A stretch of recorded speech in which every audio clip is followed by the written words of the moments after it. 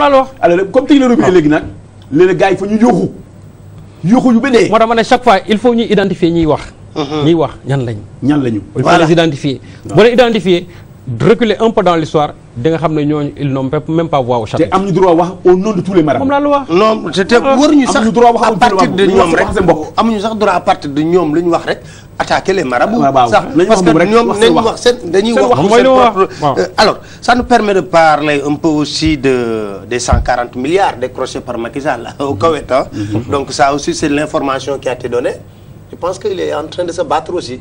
waaw xam nga déjà comme nañ ko waxee woon ni ko ministre des finances waxee woon au tout début pratiquement même si les caisses ne sont pas vides aussi.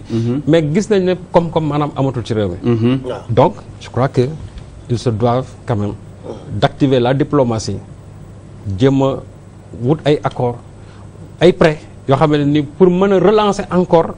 économie parce que aussi l'économie sénégalaise est à terre kooku bu ñu ko croissance bi boo xoolee ba léegi c'est coincé presque entre 2 et 3 mënul egg 4 donc il faut nécessairement qu'il y ait des fonds yoo xam ne pour mën a relancer ak aussi mën a appuyer waat le secteur privé aussi qui est en décadence le secteur privé est en décadence surtout les petites moyennes moom la te secteur privé bi moom loolu wax Macky Sall bu bëggee mettre en œuvre c'est-à-dire son projet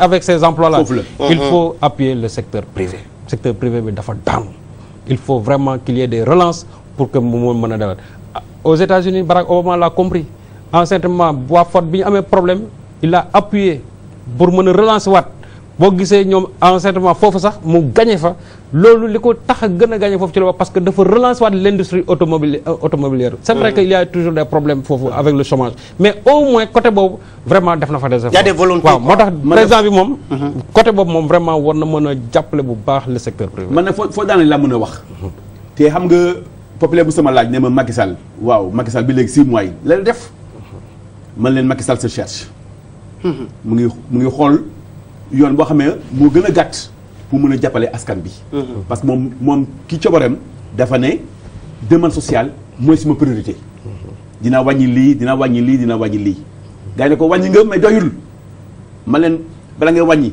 nga xoos sa loxo bu dem dépense mat na nga leen dinaa wàññi def nii mais fekkoon temps yu amuloon dépense dafa ñëw rek toog ki nen amuloon dara donc mu doon nag jéem a defar état xam nga état la koy defar boo fekk état bi xaw a daanu nga jéem a defar état ba pare nga ne gars yi defar naa état ba pare léegi nag mun naa dem uti ay financement à travers investissement yi pour jàppale ma mën a sukkal ay postes yu bëri yàlla def na nii tey dem na Koweït alhamdulilah rabbil alamin yàlla sutur na ko ba yor na dina indi 140 milliards mais nee na daf ko dugal kii infrastructure kii yenn affaire xëy na priorité la mais kii man jusqu'à présent lu gën a jàmp mooy askan toujours nañu régler problème askan bi effectivement bu ñu régler problème askan bi ba askan bi je pense qu'il faut se battre pour que par exemple l'arachide comme yóbbu nañ ko à 190 je pense que dañoo war a fexe ba baykat bu indi ñu fay